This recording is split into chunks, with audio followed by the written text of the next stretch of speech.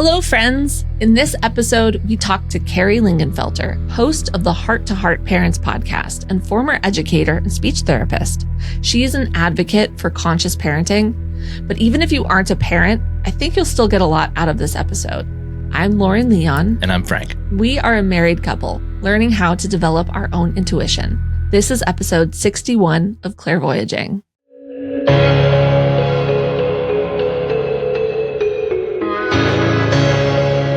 Wayfeather Media presents Clairvoyaging.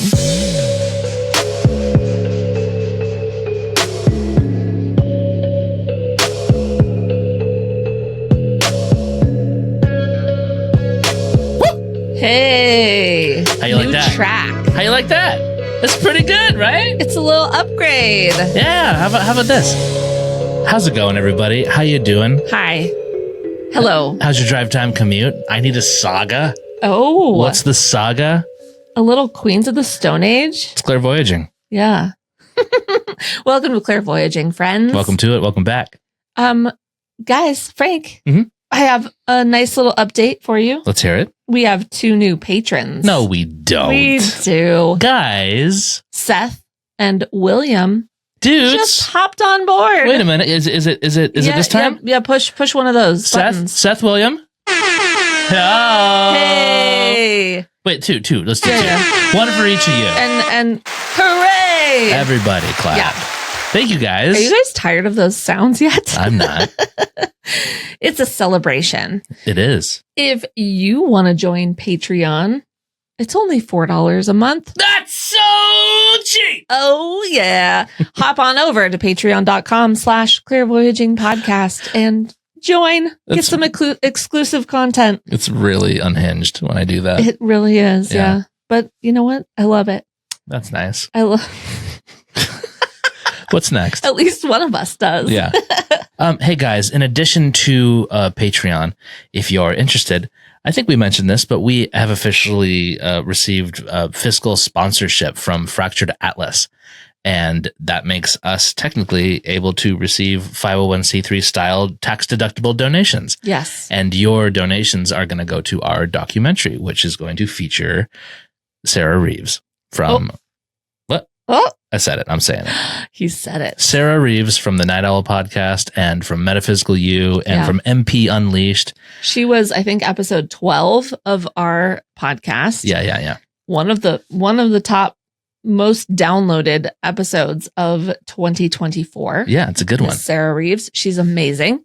And we're really excited to join up and team up with her team. We're heading out to Austin. Yeah. If you want to know how to donate, or if you just want to go check out our new revamped website, there's a couple of new things on there. Go to clairvoyaging.com. Yeah. Lauren, what are some of the new things we have on the site? We have some really helpful guides. So one, there's a directory of trusted professionals, which is just like, you can see a list of practitioners. All the contact info for the like psychics and mediums that we've had on the show. Yeah. And that's really great. Also, we have a guide for parents raising psychic children. We have a guide for people who are needing help expanding their religious faith. Yeah, in case, specifically for parents. If you're a parent and you have realized that your kid is psychic and it kind of challenges your belief system, there's kind of a guide in there for how to expand your own faith system. Yeah. And then we have one more guide in there for if you yourself are a new developing or budding psychic, just the basic ethical rules that we've picked up over, the past year or so of talking to very intuitive people. Yeah. So if you or someone you know needs some guidance, it's just a nice, helpful hub of resources. Yeah. So check and it we're out. going to build on it. We're going to make some more, all those guides are going to turn into videos. We're going to keep making more guides. So we want it to be a resource for, the kind of resource we were looking for when Gwen was going through her thing before we met all these cool people. Yeah. So, because I did some extensive research and I couldn't find shit. And well, it's like, you can find one book here and there. You can find books or maybe some blogs or something, but I feel like there's something helpful about kind of having more of a contained, here's this and here's this, and you can go to this person, listen to this episode, whatever. It's a hub. Yeah. So go check it out. So tell your friends. Speaking of parenting, our guest is really, really cool. She is. Carrie was great to talk to. I got some, you know what? I had some helpful guidance from her today that I actually implemented with our kids. Well, like as usual, when it comes to information on how to, help raise your kids to be healthy people, you inevitably run into some advice about how to just like take care of your own inner child, stuff that maybe you didn't get around to or wasn't done for you. So even if you're not a parent, there is advice in there for you. Yes. Enjoy this episode. Check out her podcast, but first listen to this episode. Yeah. Let her rip. Carrie, thank you so much for joining us on Clairvoyaging.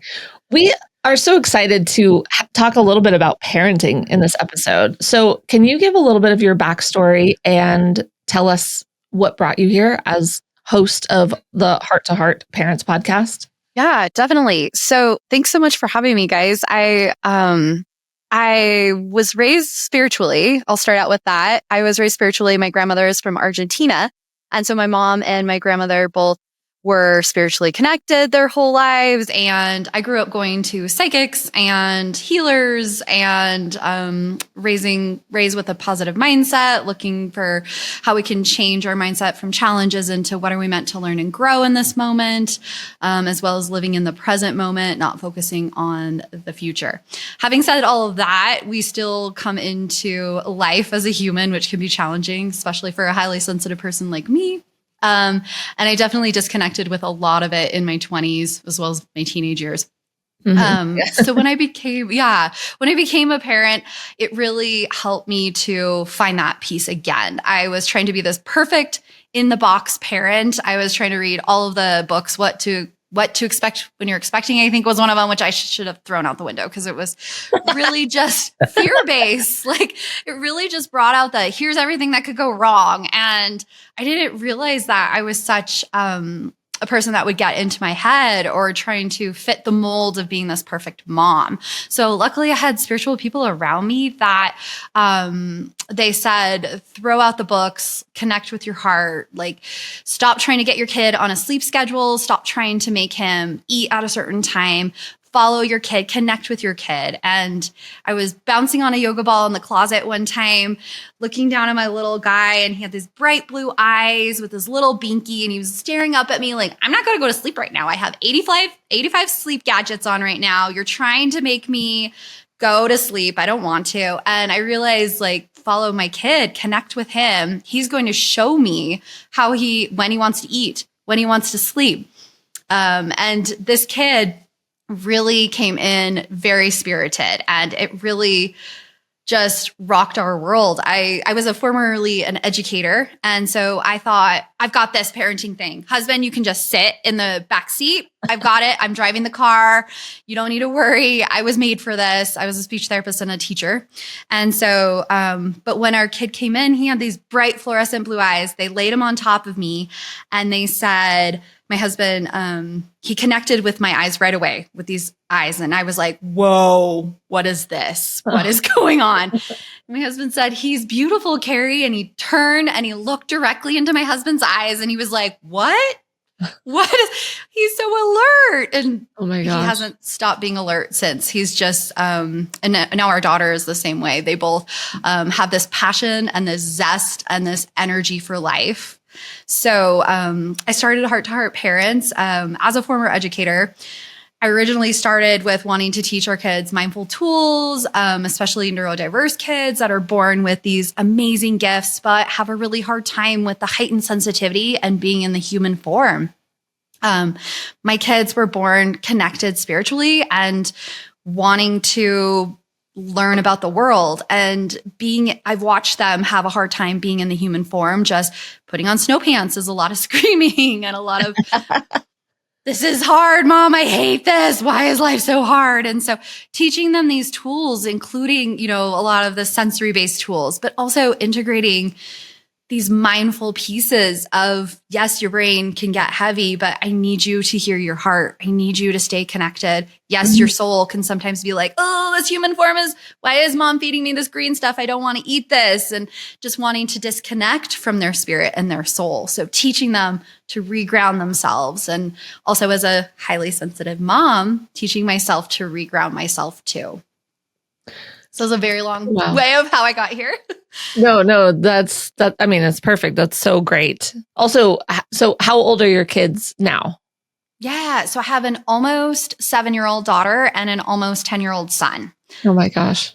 Yeah. We have a 7-year-old daughter too. Okay. I love that era. It's very fun. It's one of my favorites. It's really fun. Yeah. Yeah.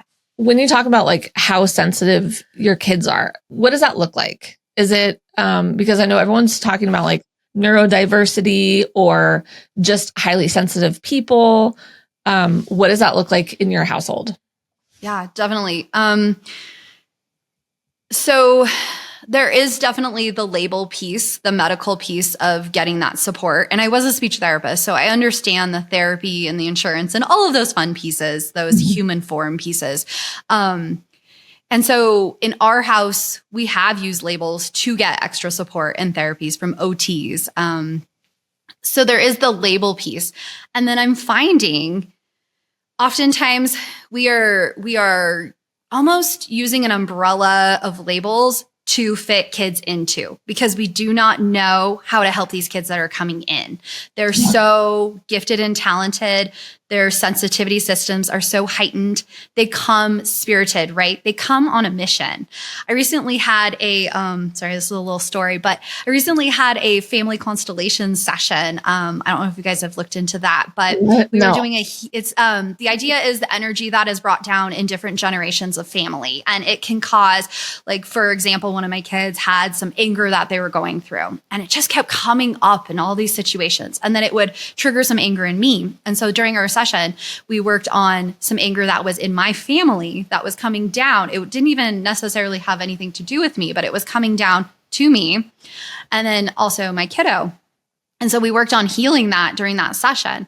And that was helpful in now my son, or my kiddo and myself are getting we stay grounded and calm during situations that we may explode in normally. So that's the idea in this family constellation. So the facilitator, she was telling me that these kids that are born today in the family constellations idea right now in this era, they're coming in with so many gifts and these lives and souls missions that we cannot control them. We can guide and facilitate their journey, but we cannot control them. And I feel like that is so my kids. Like, go clean up right now. My system is not ready. Like, just this explosion of like, I can't handle that right now. Mom, I had a long day at school.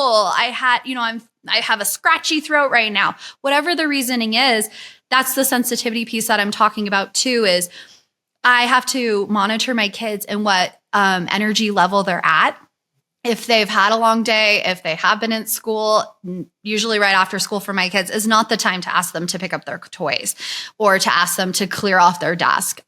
So the sensitivity piece is definitely in the sensory system, being a human, but also I've been working with my kids a lot to understand that although there are labels for these sensitivities, which I do not share with my kids ever, the labels, I'm working to empower my kids. These heightened sensitivities. So like things food can taste stronger to my kids. My husband has a really strong sense of smell. So when we were looking at going to buy a house, he was like, this house had a cat. I can smell it. And the realtor was like, I don't smell it. So in our house, these heightened sensitivities, we call them superpowers. Whereas like an OT or somebody in the therapy side might be like, well, your system, your brain is overworking, you're being overstimulated by this. But we're looking at it as these are gifts that spirit, God, universe has given to me. So that way I can connect further. I can use these extra heightened sensitivities to understand my world, to connect with myself further, to acknowledge when I have this feeling or this instinct about careful on those stairs when you're walking up them, Carrie, you might trip. And then I slow down and I listen to those.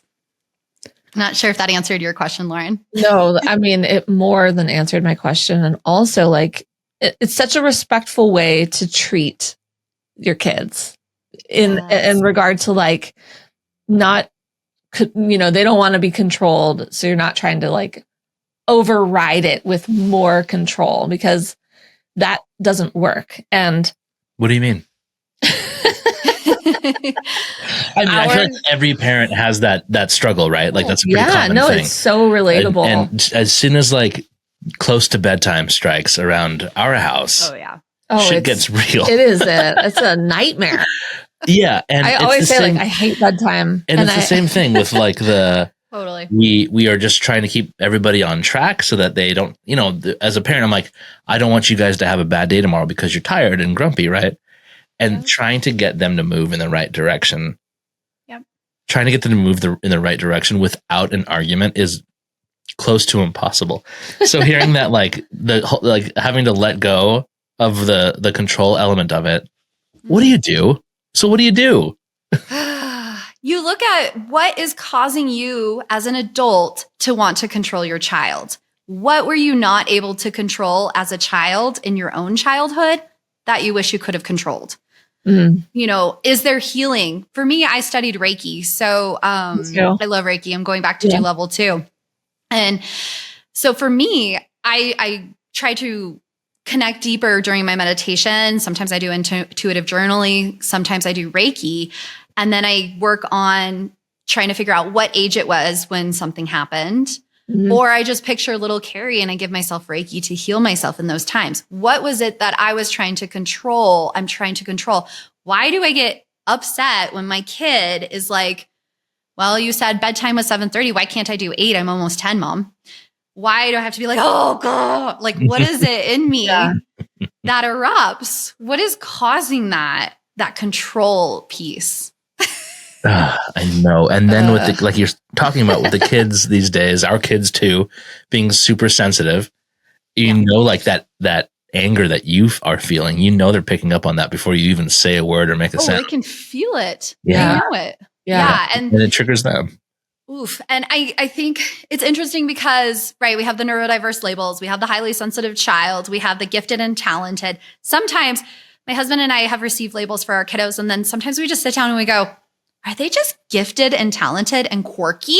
Is this what a gifted and quirky kid looks like? Like that was probably us as kids. We were quirky, introverted, gifted kids. And you know, that's how our spirit really shined, was looking at these pieces, I'm not sure where I'm going with that. But when we're talking about these pieces, I've really learned that my kids, they really need to understand where we're coming from. So I explain a lot, like, this is why, like you said, we have to go to bed early because of this.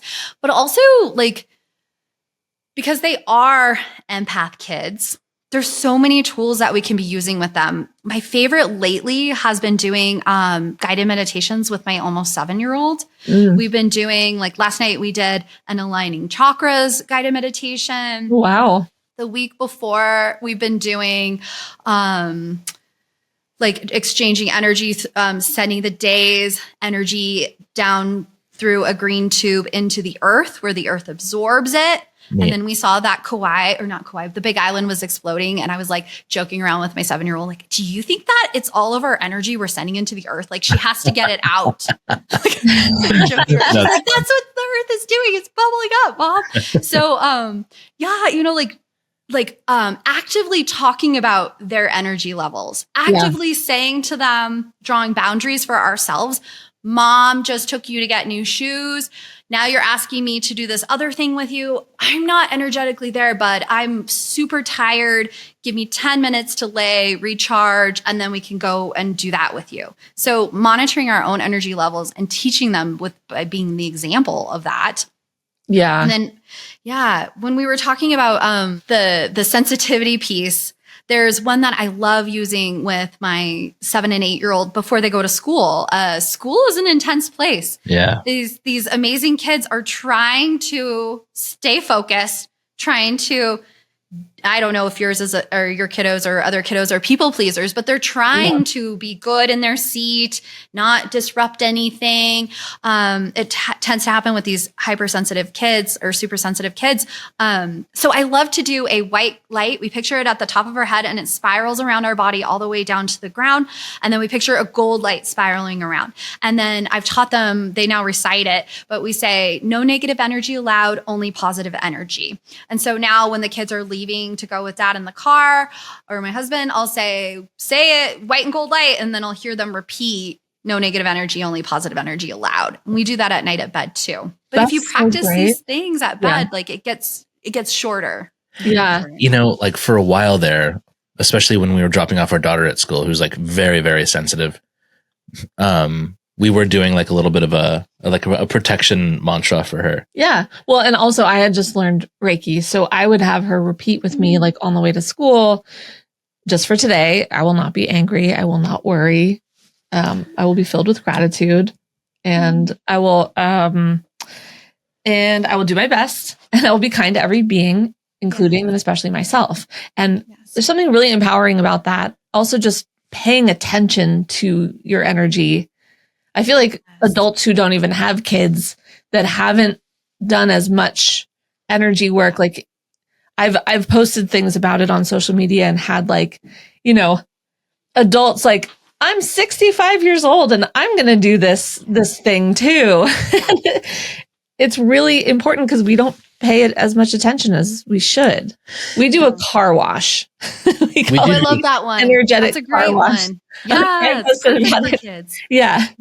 And yeah, just anything that you can do to like have your kids be aware of what's going on in their body. Cause I wasn't as aware when I was a kid. I was like, I would go inward and like not understand why I was feeling upset or why other people's energy was affecting me so much at school. I didn't have any of those tools. And I think that's really helpful. This is really interesting to me right now because you're making me realize now that also because I'm also an introvert and definitely so as a kid, when you were feeling kind of off because of my lack of awareness of like, energetic influences, what you do naturally as a person is you turn inward, you make it about what's wrong with me. Right. Mm-hmm. Yes. Yeah. And I'm going to jump into full woo for a second. If we're talking about how on the show, we often talk about, your higher self and all this stuff. And one of we have a mantra that we say every night here. And what we do as a form of like energetic protection for the kids is we appeal to outside energies to say, hey, I know these little humans, they look old to you energetically, but they're babies and they need to have a full night's rest. So please kindly bug off. And yes. But now you're saying taking that same like lesson into parenting, I can tell you that I have not been respecting my children as aged, eternal beings, right. And when there's no reason why they wouldn't be able to understand you have an energetic thing going on right now. That's why you feel the way you do. I have an energetic thing going on. We're clashing. Yeah. We're on different frequencies. Like we can make this work if we all just take a second, Yeah. The thing that and I heard you say it, I've heard you say it on your podcast.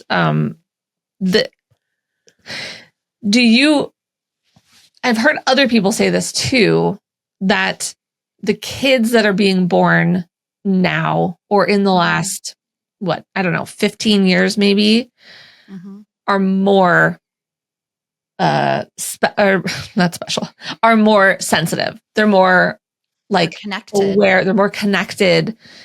Almost like people have said, like they're here to kind of help, like us dumb adults, like ascend and understand, like remember our connection to spirit world or whatever. I don't know if you guys have heard of starseed starseeds, yes, or indigo children. People can take it or leave it because it's an idea. I think Dolores Cannon wrote a lot about it. She was a hypnotist. And so she started to, when she was doing the hypnosis on people, she would start to hear some of these messages. And so that's where I think starseed has come from her, and then other people too, but also New Earth children. There's many terms for the same kind of thing. I was recently watching a presentation on YouTube. I might have to send you guys the link for it. It's kind of interesting. It was describing starseed children. If you're drawn to understanding the universe, if you feel like maybe you don't belong on Earth, if you have dreams of being on another planet, that's the idea of starseed children. And then indigo children, I believe Dolores Cannon had mentioned the waves had started coming in the late 50s, early 60s, I think, was when original indigo children were coming. And they are coming with a passion to help save the earth, basically. They can be very passionate. They oftentimes, I think, have like blue eyes or bright round eyes is an idea. I think I've heard about indigo children. And then crystal children is one that I feel like might be me. And it's more of the light worker, healer, pieces of wanting to spread love, kindness, connect with others, and help people to raise their energy vibrations. And I am wondering now, this is my idea, are people like us, maybe indigo children, crystal or starseed or new earth, maybe our era, born in the 80s, 90s, that's me. Maybe we were here and we have been on this path in our own way, so that way we could raise these kids, this next era coming in. And I've been seeing it's getting stronger with every generation. Like my mom was definitely a change maker in her own way, and worked with kids and pediatrics as a nurse. And so she guided me in her way to create me as who I am, to help guide me in who I am, being open to spirituality, right? So now I'm open. Now I am understanding how to help my kids stay connected. I've been hearing, I do a lot of intuitive journaling. I love doing that. And I've been hearing these kids coming today, we give them labels because we don't know how to describe them. We don't necessarily know how to help them. Even with labels, I've been to therapists and I've done a lot of OT and stuff with my kiddos. Like, let's help them be in their bodies. Let's teach them tools for when they feel overreactive in this world, when they feel their impulse control challenges. How do we help them? And I've gone through it so much with my 10-year-old and my almost 7-year-old that people are now saying like, well, I think you've hit all the therapy tools. You've done like, some of the cognitive behavioral therapy, some of the OT, like, I think you have all the tools in your pocket. I don't know what's left. I'm like, well, okay, thank you, universe, for telling me it's now up to energy work, energy healing, these holistic techniques. I'm looking at Akashic records and all these pieces to help my kids to connect. And I keep hearing from the universe, we need to help these kids, neurodiverse or not, highly sensitive, empaths, born gifted and talented and quirky, help these kids stay true to who they are by teaching them how to stay connected, empowering them with the gifts that they're born with. Because otherwise, when they're so sensitive, it can be easy to put these layers of protection on us as we're becoming adults. I did that myself. Yeah. I put these layers of protection, and then it was through like what I call my parenting spiritual awakening that I reconnected with myself to then become a better parent. And now I'm parenting my kids from my heart, and my kids are so much happier when I'm not my neurotic self. I feel like that's some part of masking though too, right? Like we learn to, how do I fit in? We learned how to conform. Yeah. How do I fit in? How do I generation. seem more normal? I just turned 40. You're 43? Yeah. Thanks. Yeah. I'm nodding at. The world knows now. You're how old, babies? 80s babies. Yes, totally. And like masking, that's a neurodiverse term, but yeah. How many of us are just sensitive and masking because that's what this world wants us to be? That's the box of a human that I'm supposed to smile right now. And I'm supposed to put myself out there to make friends, even though I just want to like lay in my corner and drink some chai tea and a cozy blanket, connect an intuitive journal. Like, yeah, that's a form of masking. Yeah. So like 100%, like definitely feels like the lesson right now in raising kids in this period of time is helping them connect to their innate authenticity and whatever they're all about, and showing them how that can fit in anywhere. God, we talk about so frequently, like how the guardrails from when we were growing up, it was that you must stay in your lane and like do not deviate. And now, like the way we're raising our kids, it's like, you like that? Let's go try it. Let's go do it. I don't know the first thing about it, but like I'm going to learn with you, like that kind of thing. Yes. It seems so important, but so one of my phrases is change makers raising change makers, right? We're helping them to feel empowered enough to make a change. And there's so many of our 80s babies that are making a change, breaking free of the box. Yeah. Stopping the generational trauma, and almost like reparenting ourselves. I've heard that term too. So for people who, any of our listeners, because this isn't a parenting podcast, I know some of our listeners aren't parents. How would what's like a good suggestion for people who are like on the precipice of like having kids, but maybe, if there's any suggestion or recommendation for those people who maybe need to do some of the inner work?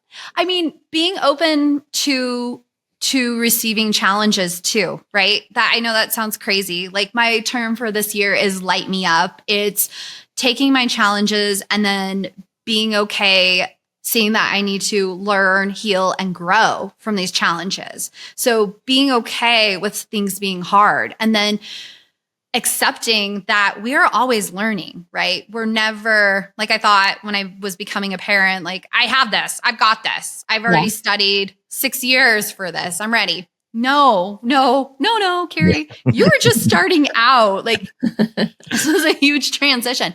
And no matter what transitioning you're going through, right? Getting a new job, buying your first house, or moving in with somebody, like whatever path you're in those transitions in your life, noticing your mind, body, spirit connection. How am I feeling in this moment? Do I feel like this is a good change? Am I completely fear-based in this change? That mind-body connection is something so helpful to understand. And that's something I've been teaching my kids too, is that mind-body connection piece. And I can go into that further. But if we're focusing on the younger generations right now, journaling has been so amazing. I had a person on my show that really specialized in inner guidance. And it was amazing to hear inner child. It was amazing to hear it's not going to be a one and done fix it. It's learning to heal, grow, change. It's learning to accept those challenges. And then also seeing how to tune into yourself. Do you feel a sacral? I don't know if you guys have heard that term. Do you hear a sacral yes or no? Do you, and then using those sacral yes, sacral no to understand, like, is there something I need to work on from my childhood that's making this worse? Is there something I'm learned to heal and grow from in this moment? And then a huge piece, especially for those 20-year-olds that can get outside, nature is huge. That's a huge piece. I mean, they don't have the resistant 10-year-old not wanting to go out in the snow. So you can connect so profoundly when you're in nature. And my highly sensitive kids, when we can get them out into nature, I've had my kid go from, oh, life is so intense. This body, just mom's making me get outside and put shoes on. And I just want to lay here and watch TV. And then he's outside walking along a river going, this is the best day ever. We're like, yes, nature, that connection. Take your shoes off, stand in the sun for 3 minutes and just breathe, like connecting with ourselves. You need that now and forever. And once you learn it, yeah, you could be a spiritual guru. You're still human. You're still going to come back to that brain. You're still going to get caught up in those moments. So understanding those pieces of what can bring you back, your spirituality, nature, saying affirmations and prayers, looking at tuning in. When do I need to work on some of those inner child healing? When do I need to use, what modalities do I like to help myself reconnect? Yeah, it's such a good That's point really great. to keep saying that, like, even if you're a spiritual guru, you got a human brain. Yeah. It's a sloppy wet meat thing that we used to think out of, and it's not great. And like, you're never going to have all the answers. It's a journey. You're going to mess up, especially when you have kids, man. You're going to mess up. It's rough. And each phase that kid is going to go through, it can bring up, like we said, that inner child pieces. Each phase, you think you get through the baby phase, you're like, oh God, they're sleeping through the night. Like I can recharge. And then a new phase comes. Let's say you don't have kids yet. You want to have kids one day. You're preparing. Those moments that you have that make you feel uncomfortable, that you just ignore, those during your personal challenges that you push off to the side, right? That stuff, and I'm telling you, everybody, from my perspective now, that stuff that you've pushed off that you think you don't have to deal with, those little things are going to come back in the form of issues with your kids. And not because of some like spiritual, like crazy, like you gave them your problems. You might have, but like they're going to go through the same things from a young age, and you are going to have to confront those. And now the stakes are higher. Mm-hmm. It's way better to deal and get yourself right in the moment. So you got to have that what I've learned is called interoception. You got to have that inner awareness of your processes and work through them. Love that.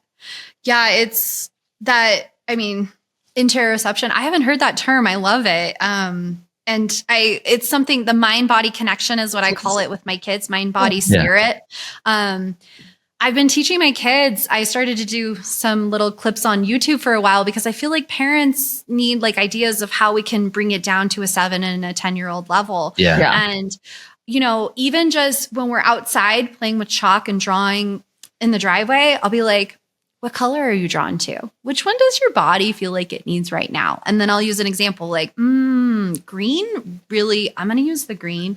Green makes me think of trees and grass, the breeze in the summer, like just, relating it back to a spiritual version, being in that moment. And also teaching them that mind, body, spirit connection and making choices and connecting ourselves.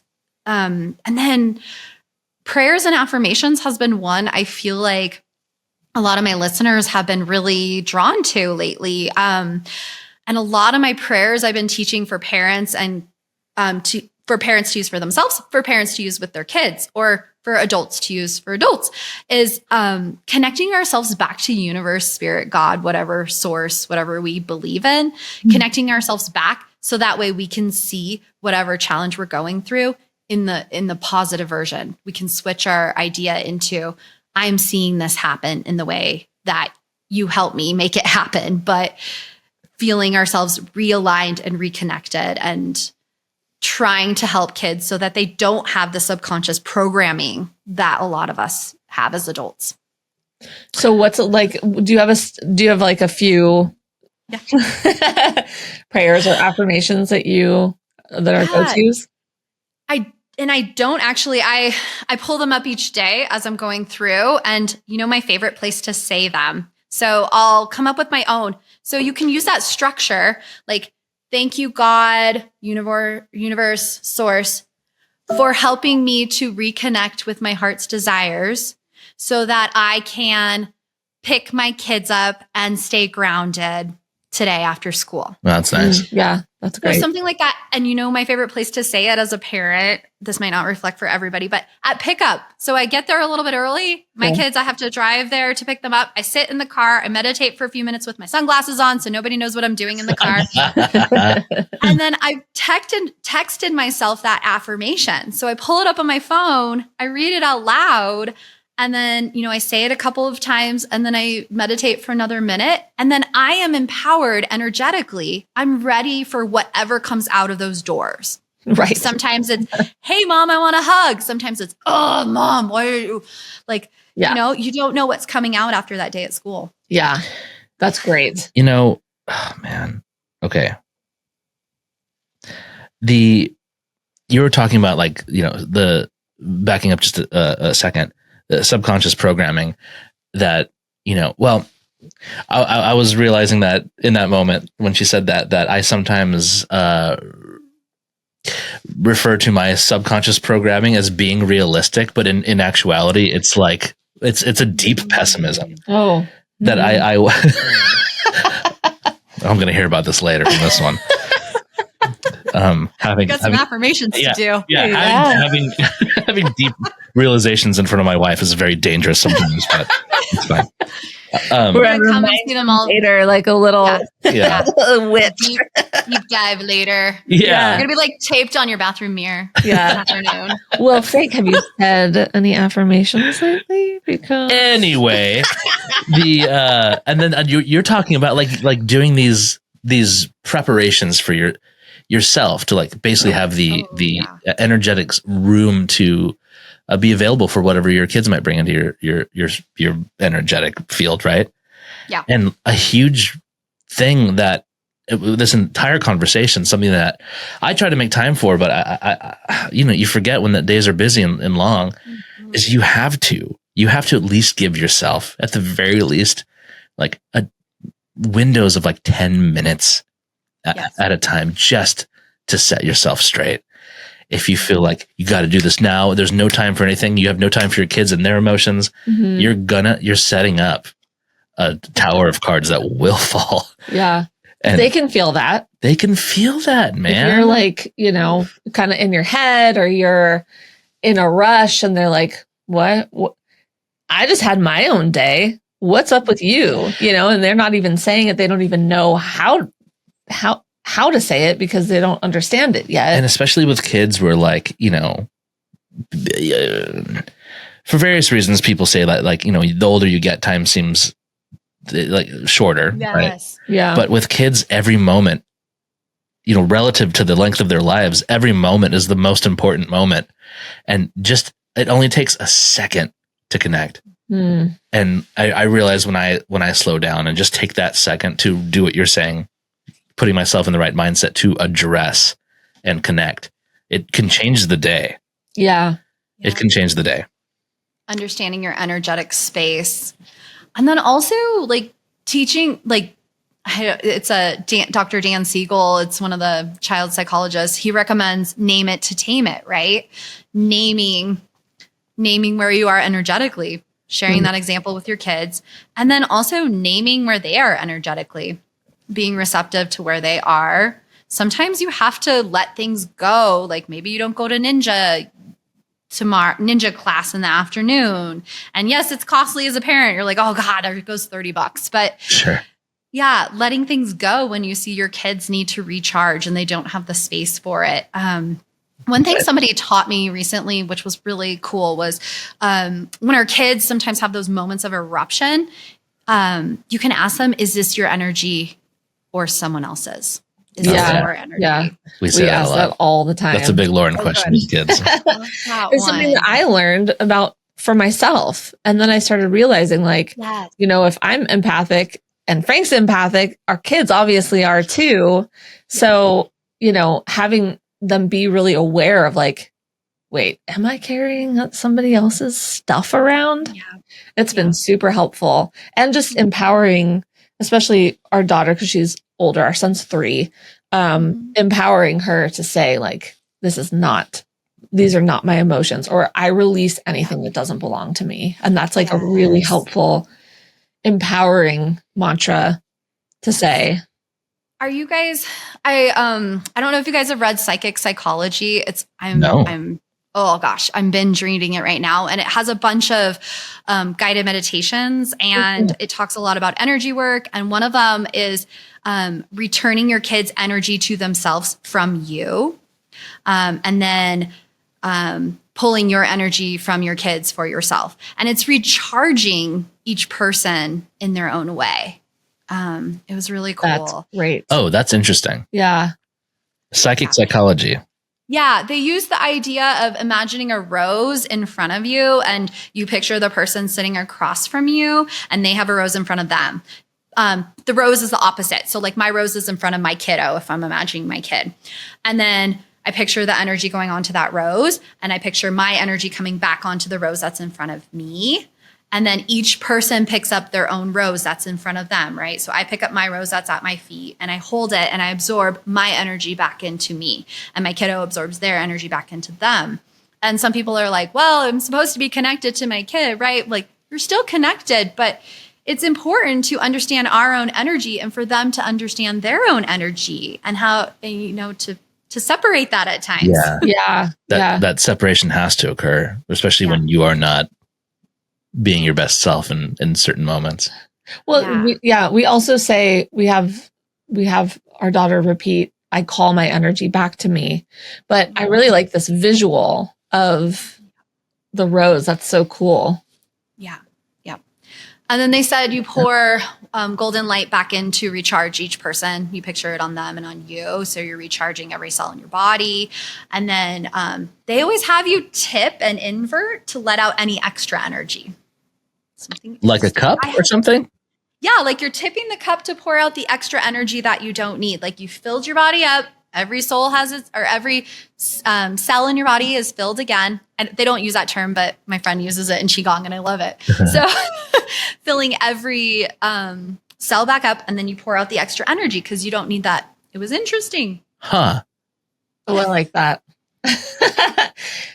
There's some light bulbs happening in this conversation today. You guys are going to love that book.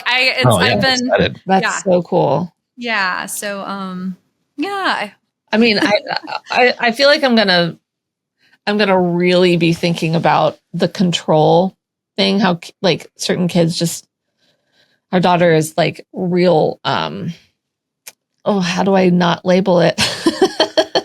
She's spirited. She's strong-willed. A bad thing to say. Yeah, is that a bad label? Spirited. I say gifted, spirited, and highly sensitive is how I. Okay. Yeah. And she likes to know the rules. She's a little Capricorn. So she likes to know what the rules are. Yeah. And she follows them really well, especially at school. At home, she's like, why? And like, I don't want to do that right now. Yeah, she likes to look under the hood. Like, nothing at face value. Yeah. But the idea of like trying to rethink about it in terms of like, how do I follow your flow a little bit better as opposed to, because when she was younger, it was like, oh, we're trying to like standard parenting things of like, well, if you don't do this, I'm going to take away this toy or whatever. And it's so easy to fall back on too. It's easy to go back to how I don't know if you guys have done the choice of two. So like you are in charge, the parent is the choice. Yeah. And then also one that I've done is like the Roomba is going to be coming around today. I'm going to set it up this afternoon. So I really need you to pick up your room by the time the Roomba gets there. Mm-hmm. And, it was interesting because I was like, you need to pick up your room. I'm turning on the Roomba. And he was like, ah! And then 10 minutes later, I'm like, I'm going to try this again. Can you have your room picked up by the Roomba gets there? Yeah, Mom, sure. Okay, well, the Roomba is going to come. I'm going to turn it on this afternoon. So you have that time for you to get it done. And as soon as I took off that, it was like that power, right? Or that it was like a challenge. I challenge you to pick up your room. And as soon as that was released, it wasn't that resistant, like, oh, I have to beat Mom down kind of feeling. It was like, oh, yeah, I can do that, Mom. Yeah. Whoa. Okay. Huh. So not having it, like, you have to do it immediately, but like some flexibility, like you are in charge of when you pick up your room today. It's so, I love that. Here's like the big conundrum is that like the majority of our trauma as adults comes from our lack of autonomy that we had as kids. Yeah. And now that we are adults, we get to make certain choices, and then you have kids, and like what's the balance between like expressing your own autonomy and controlling them? You know what I mean? Like we don't. I'm always constantly, especially with the way the things are going in the States right now. I'm always like, oh, I really don't like authoritarianism, and yet my house I'm always expressing there's a clear hierarchy here, kids. Yeah. You know what I mean? Right. But who are we as spirit to say that they are not here to teach us too? Yeah. And that we know more than them? I mean, my kid can spout 85 facts about orcas. I do not know 85 facts about orcas. So, what is my ego, right? Where is that ego coming from of I'm more powerful because I can drive a car and you can't. So maybe you've been reincarnated way more than me. Maybe you know more. Maybe, there's this idea of, And then I think there's one other thing I forgot to share with you guys is I really love letting our kids find their gifts and helping them to try different things and helping them to find what resonates in their heart. Yeah. So that was one other thing I forgot to share today. No, I love that. That's great. That's amazing. Yeah. That's so funny. The soul thing, like our son is 3 and like, it's just, he's so funny and he has so much personality. And we're like, you have been on this planet so many times. Like he's just one of those, they say old soul. And we're like, yeah, you know more than I do. Clearly, you're 3 years old. We've talked to a psychic who let me know that in our family of 4, I am the youngest soul, which is funny because, but and the oldest being our youngest son is supposed to be the oldest of all of us. Oh, that's beautiful. I swear, the way my daughter, like when she was like 2, she would like have her like sippy cup of milk or whatever, and I'd lay on her chest. And she'd like pet my hair. And I was like, I swear she was my mom in another life or something. Oh, it's so true. Those what is it called? Soul families that have been together and when I met my husband, it felt like we knew each other forever. It was like, it felt like I came home when I met him. I've always had this feeling with my daughter who loves animals that we lived on a farm and I love 1-room schoolhouses and I was a teacher. So I always was like, we must have been on a prairie at some point. Oh, that's fun. She loves farm animals and horses and would always yell, nay, nay, when she was 18 months old. So oh my gosh, like it comes in, but yeah. I'm going to send you guys that YouTube that talks about like starseed and all of those. Oh, yeah. Please. I played it for my kids and both my kids and my husband, all 3 of them were like, I was a starseed. And then I said, what do you think I was? And they were all like, everyone said, Crystal, you're a crystal child. Oh, wow. Oh, fun. So that's, really, we'll check that out. Maybe we'll post that for free on our Patreon too, so everyone can see what we're talking about. Yeah, we'll link it. Cool. Yeah. Carrie. Go for it, babe. Listen to Carrie's Heart to Heart Parents podcast and follow on all of your social medias. Tell us all of your links. Yeah. So on all the social media, YouTube, Instagram, Facebook, I'm Heart to Heart Parents Podcast. And then my website is hearttoheartlife.com. You can get to Apple, Spotify, YouTube through those. Amazing. Awesome. And thank you so much. Yeah. Thank you so much for hanging out with us today. Yes. Thanks, guys. I hope you have a great rest of your day. Thank you. You too. Talk to you soon. Thank you for listening. Visit clairvoyaging.com for merchandise or to access free resources to help you on your spiritual journey. Subscribe to our Patreon for more content or join for free to chat with us. Clairvoyaging is a fiscally sponsored project of Fractured Atlas, a 501c3 charity. Make a tax-deductible donation to support our mission to foster understanding, respect, and curiosity for diverse spiritual belief systems. Clairvoyaging is a production of Wayfeather Media.